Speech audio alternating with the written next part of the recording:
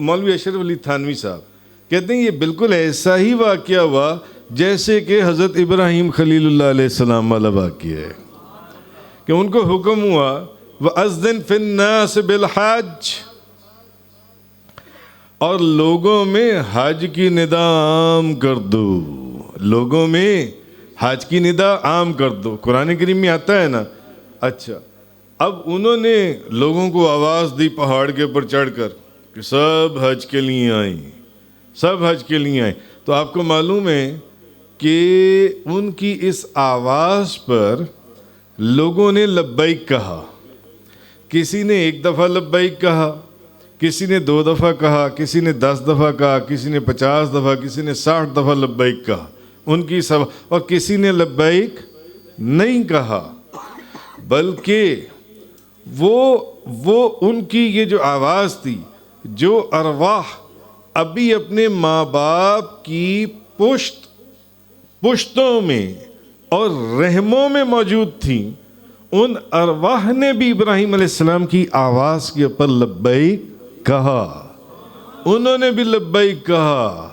تو شیخ مولوی اشرف علی تھانوی صاحب لکھتے ہیں بالکل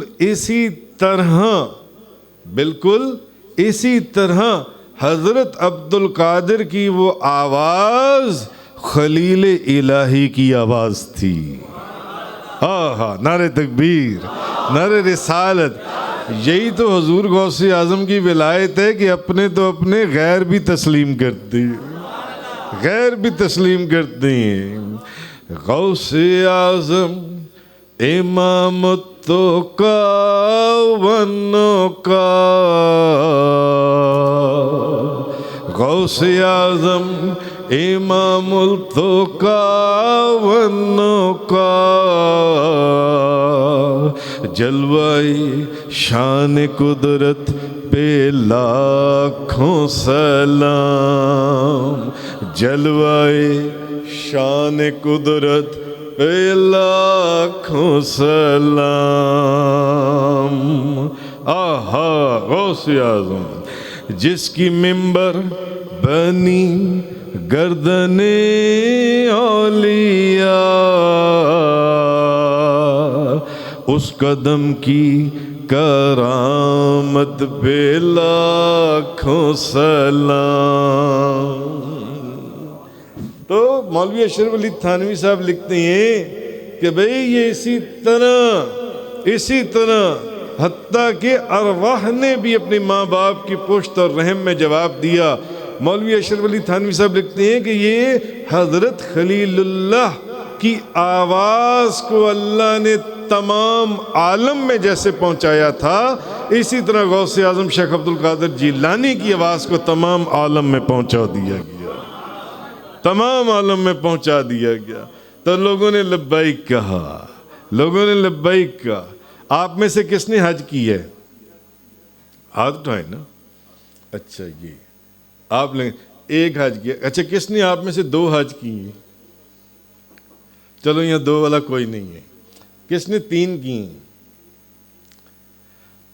جس نے ابراہیم علیہ السلام کی آواز پر جتنی مرتبہ لبیک کہا تھا، یاد رکھیں وہ اس وقت تک مرے گا نہیں جب تک اتنے حج نہیں کر لے گا۔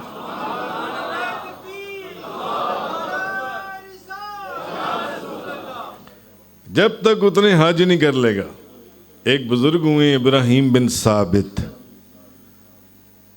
ثابت، وہ روزانہ کتنا درود شریف پڑھتے تھے؟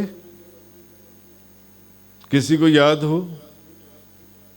10,000 مرتبہ، 10,000 مرتبہ بلا ناغہ ساری زندگی وہ روزانہ 10,000 دفعہ درود پڑھتے رہے۔ انہوں نے کتنے حج کیے؟ 8، 60۔ انہوں نے 60 حج کیے، 60 حج۔ ہم نے 1 حج کیے، ہم بوڑھے ہو گئے۔ انہوں نے 60 حج کیے، پتہ کتنے بوڑھے ضعیف ہو گئے ہوں گے۔ 100 سال کی عمر میں جا کے 60 حج ہوئے ہوں گے، جتنی بھی عمر میں۔ جب 60 حج کر لیے نا تو بوڑھے ضعیف ہو چکے تھے۔ ان کی عادت تھی کہ وہ ہر حج کر کے تو مکہ مکرمہ سے سب سے پہلے مدینہ طیبہ جاتے تھے۔ اور جا کے نبی کریم صلی اللہ علیہ وسلم کی بارگاہ میں حاضری پیش کرتے تھے۔ اب جب 60واں حج کیا تو بیمار ہو گئے اور بہت شدید بیمار ہو گئے۔ حج کر لیا مگر مدینہ شریف نہ جا سکے، تو پریشانی میں، تکلیف میں، ساری زندگی روزانہ کتنا درود شریف پڑھتے رہے؟ 10,000 مرتبہ۔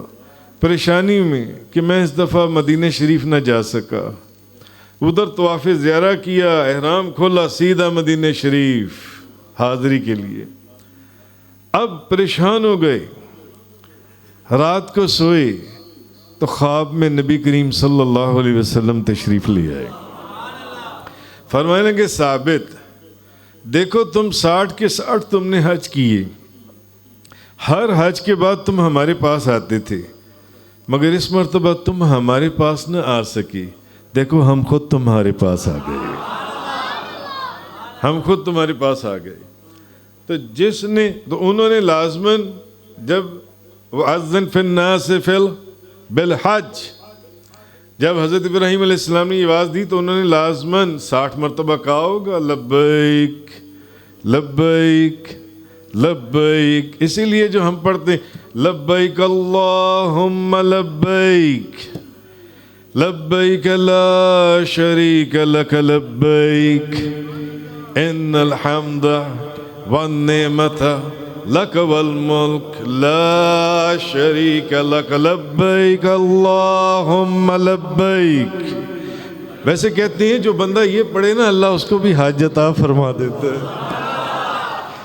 لبیک اللہم لبیک لبیک لا شریک لک لبیک ان الحمد والنعمت لک والملک لا شریک لک لبیک اللہم لبیک لبیک لا شریک لک لبیک ان الحمد والنعمت لک والملک لا شریک لک۔